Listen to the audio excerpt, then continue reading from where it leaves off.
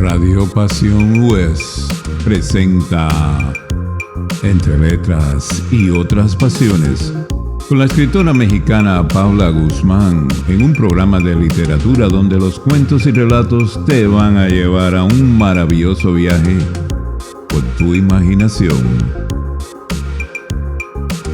Solo aquí en Radio Pasión US, seduciendo tus sentidos.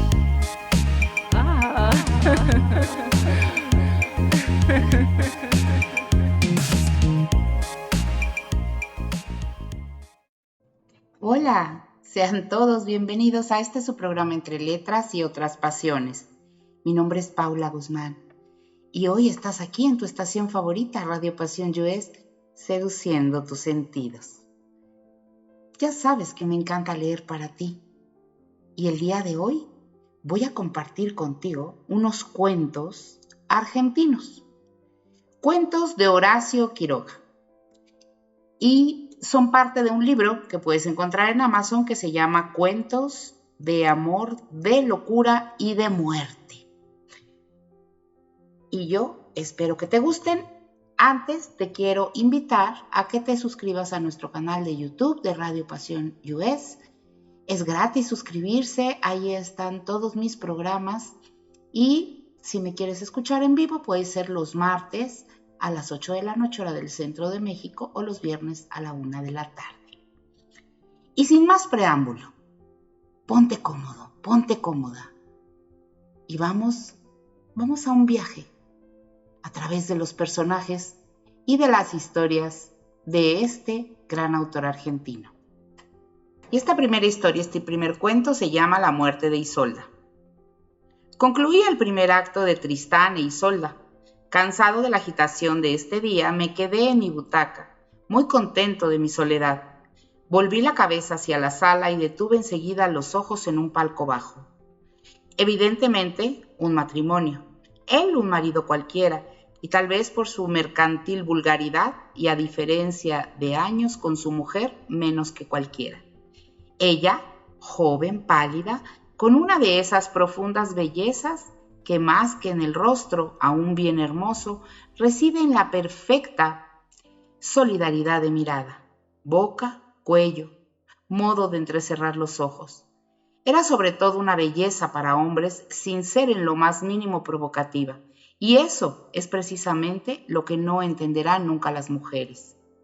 La miré largo rato a ojos descubiertos porque la veía muy bien y porque cuando el hombre está así en tensión de aspirar fijamente un cuerpo hermoso, no recurre al arbitrio femenino de los anteojos.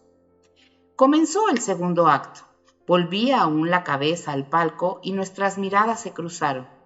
Yo, que había apreciado ya el encanto de aquella mirada vagando por uno y por otro lado de la sala, viví en un segundo, al sentirla directamente apoyada en mí, el más adorable sueño de amor que haya tenido nunca.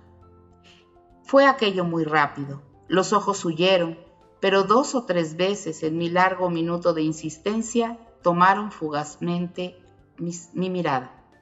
Fue asimismo con la súbita dicha de haberme soñado un instante su marido, el más rápido desencanto de un idilio. Sus ojos volvieron otra vez, pero en ese instante sentí que mi vecino de la izquierda miraba hacia allá y después de un momento de inmovilidad por ambas partes se saludaron. Así pues, yo no tenía el más remoto derecho a considerarme un hombre feliz y observé a mi compañero. Era un hombre de más de 35 años, de barba rubia y ojos azules, de mirada clara y un poco dura, que expresaba inequívoca voluntad. Se conocen, me dije, y no poco.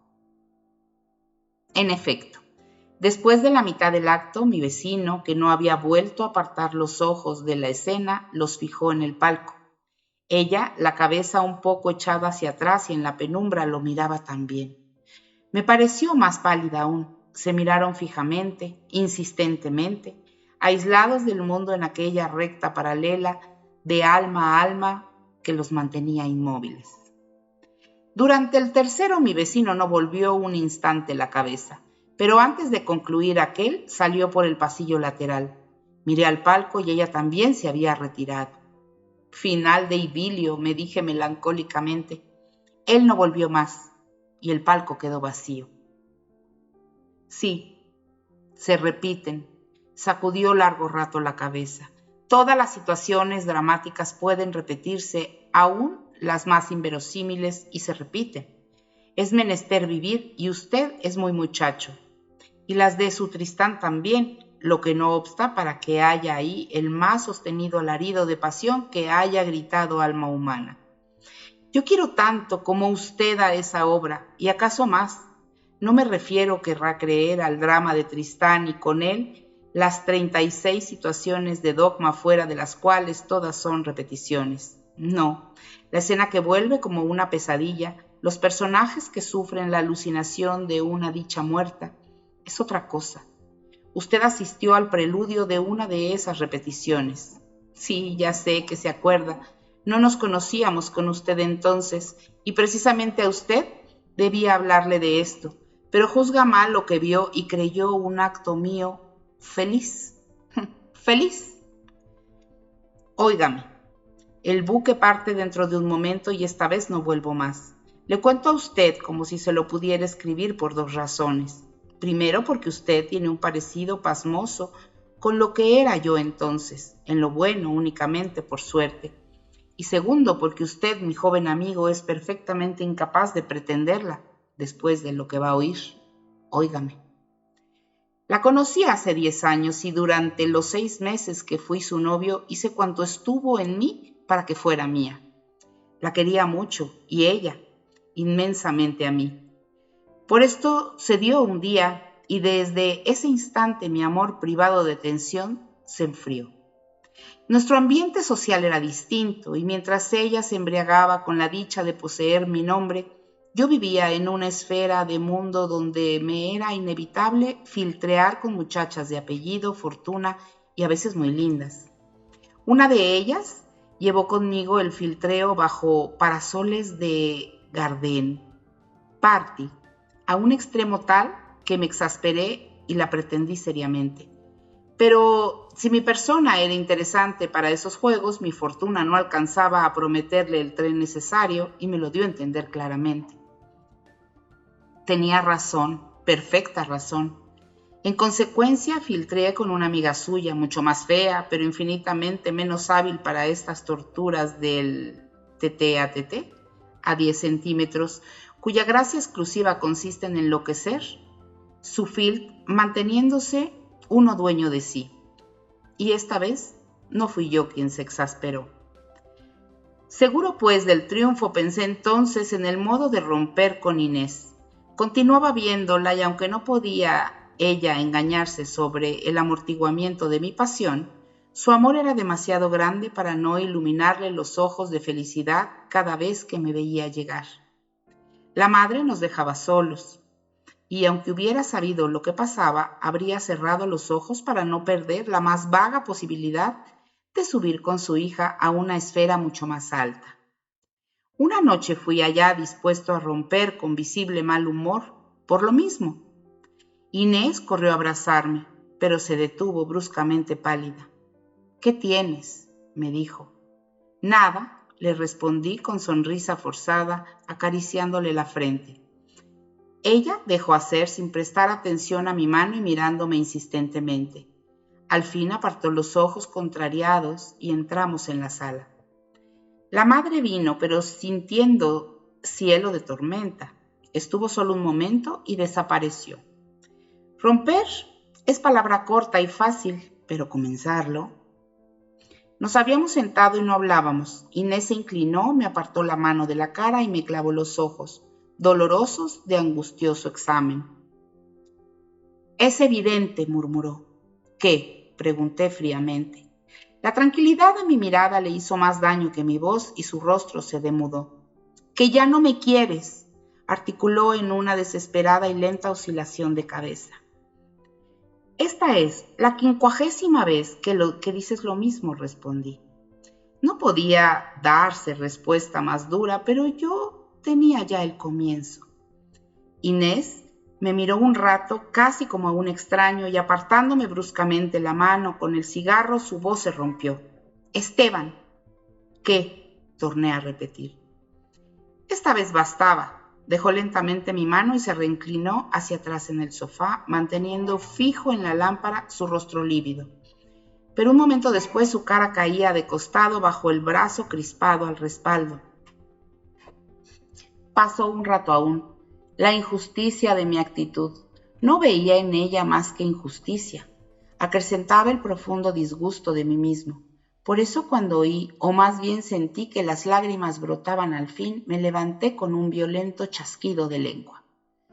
Yo creía que no íbamos a tener más escenas, le dije paseándome. No me respondió y agregué. Pero que sea esta la última. Sentí que las lágrimas se detenían y bajo ellas me respondió un momento después. Como quieras. Pero enseguida cayó, llorando sobre el sofá. ¿Pero qué te he hecho? ¿Qué te he hecho? Nada, le respondí. Pero yo tampoco te he hecho nada a ti. Creo que estamos en el mismo caso. Estoy harto de estas cosas. Mi voz era seguramente mucho más dura que mis palabras. Inés se incorporó y sosteniéndose en el brazo del sofá, repitió helada. Como quieras. Era una despedida. Yo iba a romper y se me adelantaba. El amor propio, el vil amor propio tocado a vivo, me hizo responder. Perfectamente. Me voy. Que seas más feliz otra vez. No comprendió y me miró con extrañeza. Yo había ya cometido la primera infamia, y como en estos casos sentí el vértigo de enlodarme más aún. Es claro, apoyé brutalmente, porque de mí no has tenido queja, ¿no? ¿No? Es decir, te hice el honor de ser tu amante y debes estarme agradecida. Comprendió más mi sonrisa que mis palabras, y mientras yo salía a buscar mi sombrero en el corredor, su cuerpo y su alma entera se desplomaban en la sala. Entonces, en ese instante en el que crucé la galería, sentí intensamente lo que acababa de hacer. Aspiración de lujo, matrimonio encumbrado, todo me resaltó como una llaga en mi propia alma. Y yo, que me ofrecía en subasta a las mundanas feas con fortuna, que me ponía en venta, acababa de cometer el acto más ultrajante con la mujer que nos ha querido demasiado. Flaqueza en el monte de los olivos o momento vil en un hombre que no lo es. Llevan al mismo fin, ansia de sacrificio, de reconquista más alta del propio valer. Y luego la inmensa sed de ternura, de borrar beso tras beso las lágrimas de la mujer adorada, cuya primera sonrisa tras la herida que le hemos causado es la más bella luz que pueda inundar un corazón de hombre. Y concluido, no me era posible ante mí mismo volver a tomar lo que acababa de ultrajar de ese modo. Ya no era digno de ella, ni la merecía más. Había enlodado en un segundo el amor más puro que hombre alguno haya sentido sobre sí y acababa de perder con Inés la irreencontrable felicidad de poseer a quien nos ama entrañablemente. Desesperado, humillado, crucé por delante de la sala y la vi echada sobre el sofá llorando, el alma entera entre sus brazos. Inés, perdida ya, sentí más honda mi miseria entre su cuerpo, todo amor sacudido por los sollozos de su dicha muerta. Sin darme cuenta casi me detuve. Inés, dije. Mi voz no era ya la de antes, y ella debió notarlo también porque su alma sintió en aumento de llanto el desesperado llamado que le hacía mi amor. Esta vez sí, inmenso amor. No, me respondió, demasiado tarde. Padilla se detuvo. Pocas veces he visto amargura más seca y tranquila que la de sus ojos cuando concluyó. Por mi parte no podía apartar de mi memoria aquella adorable belleza del palco sollozando sobre el sofá. Me creerá, reanudó Padilla, si le digo que en mis insomnios de soltero descontento de sí mismo la he tenido así ante mí. Salí enseguida de Buenos Aires sin ver casi a nadie y menos a mi Phil de gran fortuna. Volví a los 8 años y supe entonces que se había casado. A los 6 meses de haberme ido yo, torné a alejarme y hace un mes regresé, bien tranquilizado ya y en paz. No había vuelto a verla. Era para mí como un primer amor con todo el encanto dignificante que un idilio virginal tiene para el hombre hecho, que después amo 100 veces. Si usted es querido alguna vez como yo lo fui, y ultraja como yo lo hice, comprenderá toda la pureza que hay dentro de mi recuerdo. Hasta que una noche tropecé con ella. Sí, esa misma noche en el teatro comprendí, al ver al opulento almacenero de su marido, que se había precipitado en el matrimonio como yo. Pero al verlo otra vez, a 20 metros de mí mirándome, sentí en mi alma, dormida en paz, que surgía sangrando la desolación de haberla perdido, como si no hubiera pasado ni un solo día de esos 10 años. Inés, su hermosura, su mirada, única entre todas las mujeres, habían sido mías, bien mías, porque me había sido entregada con adoración. También apreciará usted eso algún día. Hice lo humanamente posible para olvidar. Me rompí las muelas tratando de concentrar todo mi pensamiento en la escena, pero la prodigiosa partitura de Wagner, ese grito de pasión enfermante, encendió la llama viva de lo que quería olvidar. En el segundo o en el tercer acto no pude más y volví la cabeza. Ella también sufría la sugestión de Wagner y me miraba. Inés, mi vida. Durante medio minuto su boca, sus manos estuvieron bajo mi boca y mis ojos, y durante ese tiempo ella concentró en su palidez la sensación de esa dicha muerta hacía 10 años. Y Tristán, siempre sus alaridos de pasión sobrehumana sobre nuestra felicidad yerta. Me levanté entonces, atravesé las butacas como un sonámbulo y avancé por el pasillo aproximándome a ella sin verla, sin que me viera, como si durante 10 años no hubiera yo sido un miserable. Y como 10 años atrás sufrí la alucinación de que llevaba mi sombrero en la mano e iba a pasar delante de ella. Pasé. La puerta del palco estaba abierta y me detuve enloquecido, como 10 años antes sobre el sofá. Ella, Inés, tendida ahora en el diván del antepalco, sollozaba con pasión de Wagner y su felicidad deshecha. Inés, sentí que el destino me colocaba en un momento decisivo. 10 años, ¿pero habían pasado? No, Inés mía. Y como entonces, al ver su cuerpo todo amor sacudido por los llantos, la llamé, Inés.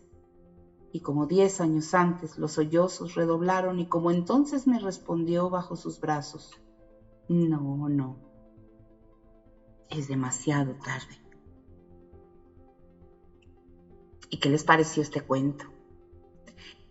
¿Cuántas historias hay de tantas personas con las que podemos coincidir, como el chico del cuento, que vio a su vecino de palco en el teatro, que miraba a la misma chica que le había causado interés a él, y después que le contó toda la historia que venía detrás? Cuánto amor, cuánta desolación y cuánto arrepentimiento y culpa. Y así nos cruzamos con gente en la calle, en el supermercado, en el cine, en un restaurante. Y no sabemos lo que a veces un cruce de miradas puede esconder en una gran historia. Y vamos ahora con otro cuento, otra historia de Horacio Quiroga, de este libro llamado Cuentos de amor, de locura y de muerte, que se llama La insolación. El cachorro Old salió por la puerta y atravesó el patio con paso recto y perezoso. Se detuvo en la linde del pasto, estiró al monte entrecerrando los ojos, la nariz vibrantil y se sentó tranquilo. Veía la monótona llanura de Chaco con sus alternativas de campo y monte, monte y campo, sin más color que la crema del pasto y el negro del monte. Este cerraba el horizonte a 200 metros por 3 lados de la chacra. Hacia el oeste el campo se ensanchaba y extendía en Abra, pero que la ineludible línea sombría enmarcaba a lo lejos. A esa hora temprana, en el confín ofuscante de luz de mediodía adquiría reposada nitidez. No había ni una nube ni un soplo de viento. Bajo la calma del cielo plateado, el campo emanaba tónica frescura que traía al alma pensativa ante la certeza de otro día de seca, melancolías de mejor compensado trabajo. Milk, el padre del cachorro, cruzó a su vez el patio y se sentó al lado de aquel con perezosos quejidos de bienestar. Ambos permanecían inmóviles, pues aún no había moscas. Old, que miraba hacía rato la vera del monte, observó: la mañana es fresca. Milk siguió la mirada del cachorro y quedó con la vista fija, parpadeando distraído. Después de un rato dijo: en aquel árbol hay 2 halcones. Volvieron la vista, indiferente a un buey que pasaba, y continuaron mirando por costumbre las cosas. Entretanto, el oriente comenzaba a empurpurarse en abanico y el horizonte había perdido ya su matinal precisión. Milk cruzó las patas delanteras y al hacerlo sintió un leve dolor. Miró sus dedos sin moverse, decidiéndose por fin a olfatearlos. El día anterior se había sacado un pique y en recuerdo de lo que había sufrido, lamió extensamente el dedo enfermo. No podía caminar, exclamó en conclusión.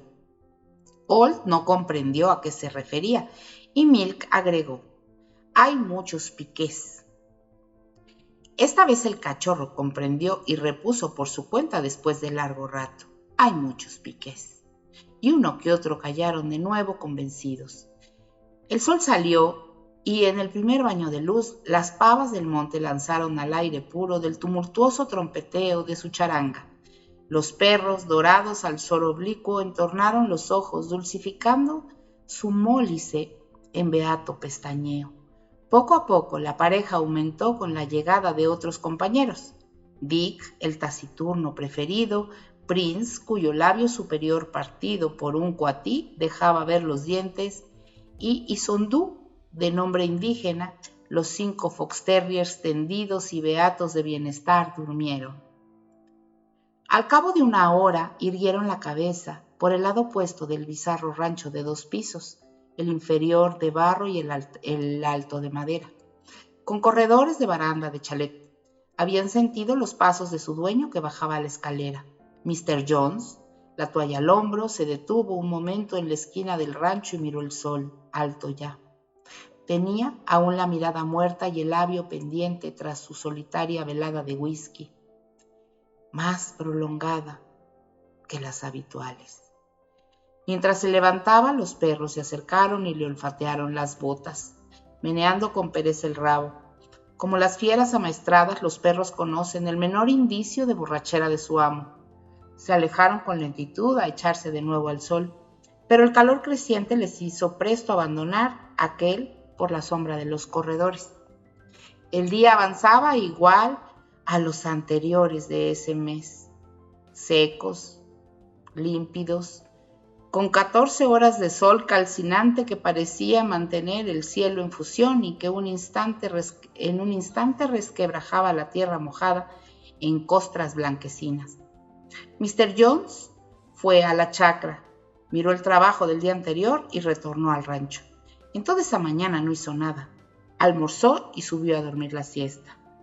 Los peones volvieron a las 2 a Capricorn. No obstante, la hora de fuego, pues los yuyos no dejaban el algodonal. Tras ellos fueron los perros, muy amigos del cultivo desde el invierno pasado, cuando aprendieron a disputar a los halcones los gusanos blancos que levantaban en el arado. Cada perro se echó bajo un algodonero, acompañado con su jadeo los golpes sordos. Entretanto, el calor crecía. En el paisaje silencioso y encegueciente del sol, el aire vibraba a todos lados, dañando la vista. La tierra removida exhalaba vaho de humo, de horno, que los peones soportaban sobre la cabeza envuelta hasta las orejas en un pañuelo. Mudos, con el mutismo de sus trabajos, los perros cambiaban a cada rato de planta en procura de los más frescos, con sombra. Se tendían a lo largo, pero la fatiga los obligaba a sentarse sobre las patas traseras para respirar mejor. Reverberaba ahora delante de ellos un pequeño páramo que ni siquiera se había intentado arar.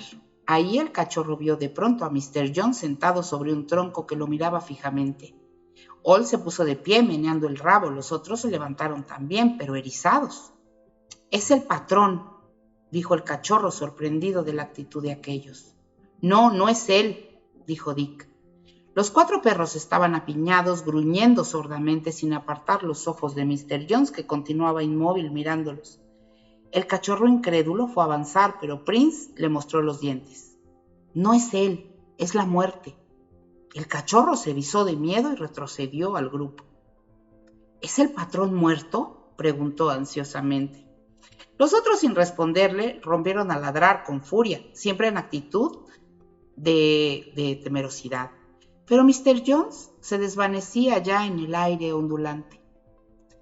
Al oír ladridos, los peones habían levantado la vista sin distinguir nada, giraron la cabeza para ver si había entrado algún caballo y se doblaron de nuevo. Los fox terriers volvieron al paso del rancho. El cachorro, erizado aún, se adelantaba y retrocedía con cortos trotes nerviosos, y supo de la experiencia de sus compañeros que cuando una cosa va a morir, aparece antes. «¿Y cómo saben que ese que vimos no era el patrón vivo?», preguntó. «Porque no era él», le respondieron displicentes. Luego la muerte y con ella el cambio de dueño, las miserias, las patadas, estaba sobre ellos. Pasaron el resto de la tarde al lado de su patrón, sombríos y alerta. Al menor ruido gruñían sin saber hacia dónde. Por fin el sol se unió tras el negro palmar del arroyo y en la calma de la noche plateada los perros se estacionaron alrededor del rancho, en cuyo piso alto Mr. Jones recomenzaba su velada de whisky. A medianoche oyeron sus pasos, luego la caída de las botas en el piso, en las tablas, y la luz se apagó. Los perros entonces sintieron el más próximo cambio de dueño y solos al pie de la casa dormida comenzaron a llorar. Lloraban en coro, volcando sus sollozos convulsivos y secos, como masticados en un aullido de desolación que la voz cazadora de Prince sostenía mientras los otros tomaban el llanto de nuevo. El cachorro solo podía ladrar. La noche avanzaba y los 4 perros de edad agrupados a la luz de la luna, el hocico extendido e hinchado de lamerlos, bien alimentados y acariciados por el dueño que iban a perder, continuaban llorando a lo alto de su doméstica miseria. A la mañana siguiente, Mr. Jones fue él mismo a buscar a las mulas y las unció, trabajando hasta las 9. No estaba satisfecho, sin embargo. Fuera de que la tierra no había sido nunca bien rastreada, las cuchillas no tenían filo y con el paso rápido de las mulas, la capidora saltaba. Volvió con esta y afiló sus rejas, pero un tornillo en el que ya al comprar la máquina había notado una falla, se rompió al armarla. Mandó a un peón al próximo obraje recomendándole cuidara del caballo, un buen animal, pero asoleado. Alzó la cabeza al sol fundente del mediodía e insistió en que no galopara ni un momento. Almorzó enseguida y subió. Los perros, que en la mañana no habían dejado un segundo a su patrón, se quedaron en los corredores. La siesta pesaba, agobiaba de luz y silencio. Todo el entorno estaba brumoso por las quemazones. Alrededor del rancho la tierra blanquizca del patio deslumbraba por el sol a plomo.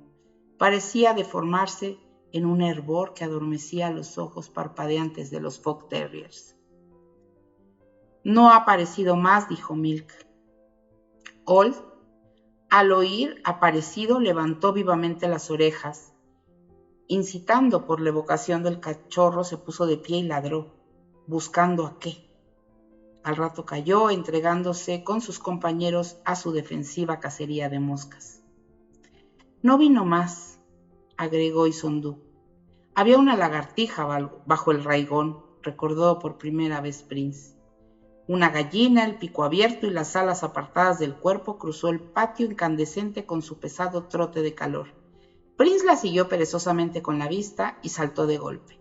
¡Viene otra vez!, gritó. Por el norte del patio avanzaba solo el caballo en el que había ido el peón. Los perros se arquearon sobre las patas, ladrando con furia a la muerte que se acercaba.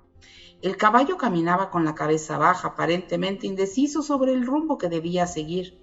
Al pasar frente al rancho dio unos cuantos pasos en dirección al pozo y se desvaneció progresivamente en la cruda luz. Mr. Jones bajó. No tenía sueño. Se disponía a proseguir el montaje de la herramienta cuando vio llegar inesperadamente al peón a caballo. A pesar de su orden, tenía que haber galopado para volver a esa hora. Apenas libre y concluida su misión, el pobre caballo, en cuyos ijares era imposible contar los latidos, tembló agachando la cabeza y cayó de costado. Mr. Jones mandó a la chacra, todavía de sombrero, al peón para no echarlos y continuaba oyendo sus disculpas. Pero los perros estaban contentos. La muerte que buscaba su patrón se había conformado con el caballo. Se sentían alegres, libres de preocupación y en consecuencia se disponían a ir a la chacra tras el peón cuando oyeron a Mr. Jones que le gritaba pidiéndole el tornillo. No había tornillo, el almacén estaba cerrado, el encargado dormía. Mr. Jones sin replicar descolgó su casco y salió él mismo en busca del tornillo. Resistía el sol como un peón y el paseo era maravilloso contra su mal humor. Los perros salieron con él, pero se detuvieron a la sombra del primer árbol. Hacía demasiado calor. Desde ahí, firmes en patas, el ceño contraído y atento, veían alejarse a su patrón y al fin el temor a la soledad pudo más y con agobio trote siguieron tras él. Mr. Jones obtuvo su tornillo y volvió, para cortar distancia desde luego, evitando la polvorienta curva del camino, marchó en línea recta a su chacra. Llegó al rancho y se internó en el pajonal. El diluviano pajonal desaladito, que ha crecido, secado y retoñado desde que hay paja en el mundo sin conocer fuego. Las matas arqueadas en la bóveda a la altura del pecho se entrelazan en bloques macizos. La tarea de cruzarlo sería con día fresco. Era muy dura a esa hora. Mr. Jones lo atravesó, sin embargo, braceando entre la paja polvorienta y también entre el barro que dejaban, ahogado entre la fatiga y acres bebaos de nitratos. Salió por fin y se detuvo en la linde, pero era imposible permanecer quieto bajo ese sol y ese cansancio. Marchó de nuevo, al calor quemante que crecía sin cesar desde 3 días atrás. Se agregaba ahora el sofocamiento del tiempo descompuesto. El cielo estaba blanco y no sentía ni un soplo de viento. El aire faltaba, con angustia cardíaca que no permitía concluir la respiración. Mr. Jones adquirió el convencimiento de que había traspasado su límite de resistencia. Desde hacía rato le golpeaba en los oídos el latido de las carótidas. Se sentía en el aire como si dentro de la cabeza le empujaran el cráneo hacia arriba. Se marcaba mirando el pasto. Apresuró la marcha para acabar con esto de una vez y de pronto volvió en sí y se halló en distinto paraje. Había caminado media cuadra sin darse cuenta de nada. Miró atrás y la cabeza se le fue de nuevo en vértigo. Entretanto los perros seguían tras él trotando con toda la lengua de fuera. A veces asfixiados, se detenían en la sombra. Se sentaban precipitando un jadeo para volver enseguida al tormento del sol. Al fin, como la casa estaba ya próxima, apuraron el trote. Fue en ese mismo momento cuando Old, que iba delante, vio tras el alambrado a Mr. Jones, vestido de blanco, que caminaba hacia ellos. El cachorro, con súbito recuerdo, volvió la cabeza a su patrón y confrontó. ¡La muerte, la muerte!, aulló. Los otros lo habían visto también y ladraban erizados. Vieron que Mr. Jones atravesaba el alambrado y por un instante creyeron que se iba a equivocar, pero al llegar a 100 metros se detuvo, miró el grupo con sus ojos celestes y marchó adelante. «Que no camine ligero el patrón», exclamó Prince. «Va a tropezar con él», aullaron todos.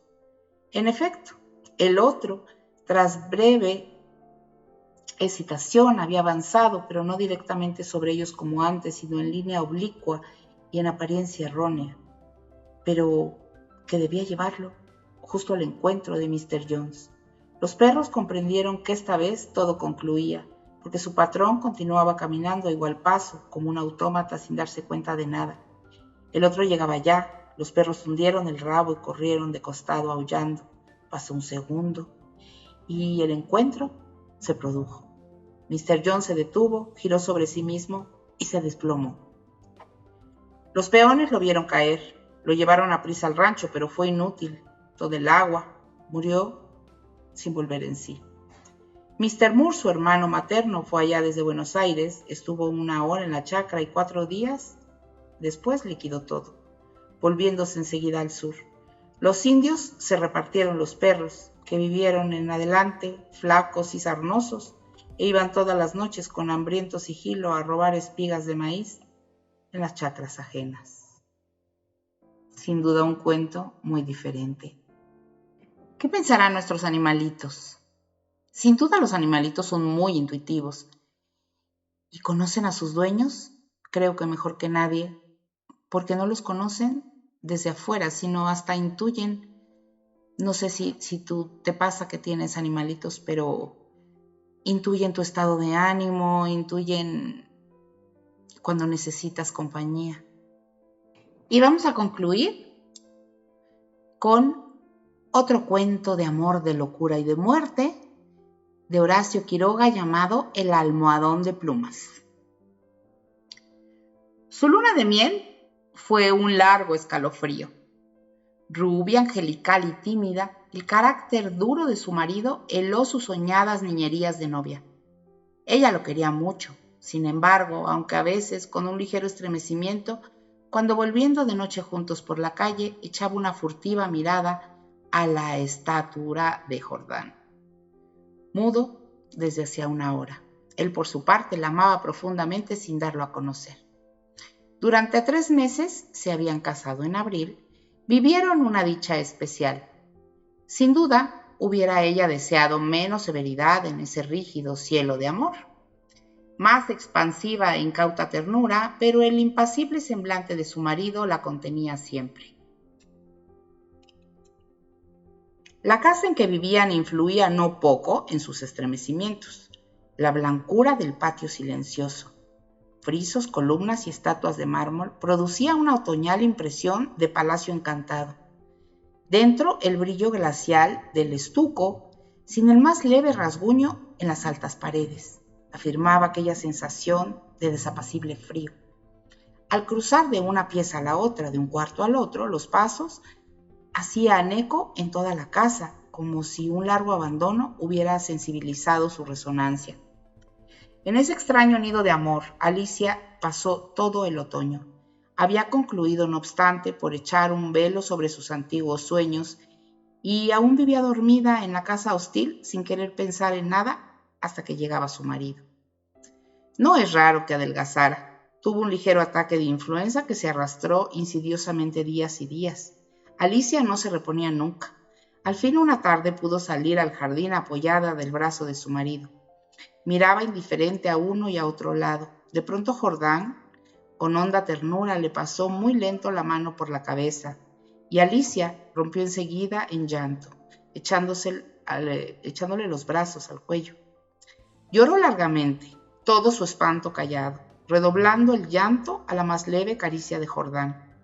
Luego de los sollozos fueron retardándose y aún quedó largo rato escondida en su cuello sin moverse y sin pronunciar una sola palabra. Fue este el último día que Alicia estuvo levantada. Al día siguiente amaneció desvanecida. El médico de Jordán la examinó con suma atención, ordenándole calma y descanso absolutos. No sé, le dijo a Jordán en la puerta de la calle. Tiene una gran debilidad que no me explico. Y sin vómitos, nada. Si mañana se despierta como hoy, llámeme enseguida. Al día siguiente Alicia amanecía peor. Hubo consulta, constándose una anemia en marcha agudísima, completamente inexplicable. Alicia no tuvo más desmayos, pero se la veía visiblemente muy cercana a la muerte. Todo el día el dormitorio estaba con las luces prendidas y en pleno silencio. Pasaban las horas sin que se oyera el menor ruido. Alicia dormitaba. Jordán vivía casi en la sala, también con toda la luz encendida. Se paseaba sin cesar de un extremo a otro con incansable obstinación. La alfombra ahogaba sus pasos. A ratos entraba en el dormitorio y proseguía su mudo vaivén a lo largo de la cama, deteniéndose un instante en cada extremo para mirar a su mujer. Pronto Alicia comenzó a tener alucinaciones, confusas y flotantes al principio, y que descendieron luego al ras del suelo. La joven, con los ojos desmesuradamente abiertos, no hacía sino mirar la alfombra a uno y al otro lado del respaldo de la cama. Una noche quedó de repente con los ojos fijos. Al rato abrió la boca para gritar y sus narices y labios se perlaron de sudor. «Jordán, Jordán», clamó rígida de espanto sin dejar de mirar la alfombra. Jordán corrió al dormitorio y al verlo aparecer, Alicia lanzó un alarido de horror. «Soy yo, Alicia, soy yo». Alicia lo miró con extravío, miró la alfombra, volvió a mirarlo y después de largo rato de estupefacta confrontación, volvió en sí. Sonrió y tomó entre las suyas la mano de su marido, acariciándola por media hora temblando. Entre sus alucinaciones más porfiadas hubo un antropoide apoyado en la alfombra sobre los dedos que tenía fijos los ojos en ella. Los médicos volvieron inútilmente. Había ahí delante de ellos una vida que se acababa, desangrándose día a día, hora a hora, sin saber absolutamente cómo. En la última consulta, Alicia yacía en estupor mientras ellos la pulsaban, pasándose de uno a otro la muñeca inerte. La observaron largo rato y en silencio y siguieron para el comedor. Pues, se encogió de hombros, desalentado, el médico de cabecera. Es un caso inexplicable. Poco hay que hacer. Solo eso me faltaba, respondió Jordán, y tamborileó bruscamente sobre la mesa. Alicia fue extinguiéndose en el delirio de la anemia, agravado de tarde, pero que remitía siempre en las primeras horas. Durante el día no avanzaba su enfermedad, pero cada mañana amanecía lívida, en síncope casi. Parecía que únicamente la noche se le fuera la vida en nuevas oleadas de sangre. Tenía siempre al despertar la sensación de estar desplomada en la cama con 1.000.000 de kilos encima. Desde el tercer día, este hundimiento no la abandonó más. Apenas podía mover la cabeza. No quiso que le tocaran la cama, ni aun que le arreglaran el almohadón. Sus terrores crepusculares avanzaban ahora en forma de monstruos que se arrastraban hasta la cama y trepaban dificultosamente por la colcha. Perdió luego el conocimiento. Los 2 días finales deliró sin cesar a media voz. Las luces continuaban fúnebremente encendidas en el dormitorio y en la sala. El silencio era agónico en la casa. No se oía más que el delirio monótono que salía de la cama y el sordo retumbo de los eternos pasos de Jordán. Alicia murió. Por fin la sirvienta, cuando entró después de deshacer la cama, sola ya, miró un rato extrañada el almohadón. «Señor», llamó a Jordán en voz baja. En el almohadón hay manchas que parecen de sangre. Jordán se acercó rápidamente y se dobló sobre aquel. Efectivamente, sobre la funda a ambos lados del hueco que había dejado la cabeza de Alicia, se veían manchitas oscuras. «Parecen picaduras», murmuró la sirvienta después de un rato de inmóvil observación. «Levántenlo a la luz», le dijo Jordán. La sirvienta lo levantó, pero enseguida lo dejó caer y se quedó mirando a aquel, lívida y temblando. Sin saber por qué, Jordán sintió que los cabellos se le erizaban. «¿Qué hay?», murmuró con la voz ronca. «Pesa mucho», dijo la sirvienta sin dejar de temblar. Jordán lo levantó, pesaba extraordinariamente. Salieron con él y sobre la mesa del comedor, Jordán cortó la funda y la envoltura de un tajo. Las plumas superiores volaron y la sirvienta dio un grito de horror con la boca abierta, llevándose las manos a la boca.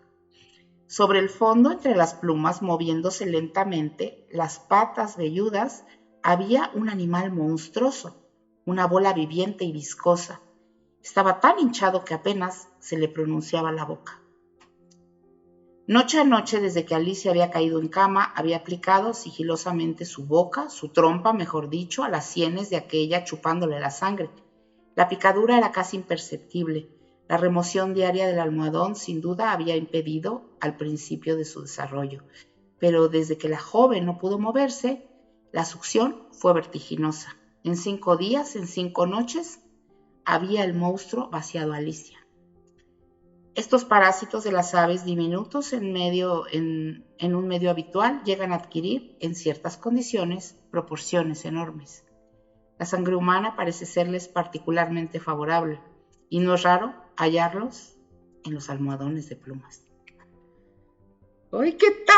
Otro muy diferente, otro cuento. Bueno, yo de entrada desde hoy voy a revisar que mis almohadas con las que me duermo no sean de plumas, por si acaso, por si las moscas, como dirían por ahí.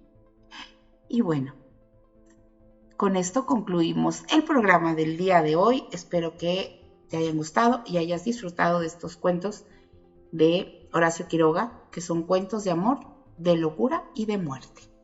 En un programa diferente, ya sabes que si no tienes tiempo de leer, yo leo para ti, ya sea en vivo, sintonizando en www.radiopasionus.com los martes a las 8 y los viernes a la 1, o si no, en nuestro canal de YouTube, que suscribirte es gratis y que ahí puedes encontrar, hay dos playlists, una que se llama Relatos y Leyendas y la otra Sintoniza con tu Ser. Ambas son programas que yo hago la creación de contenido para ti.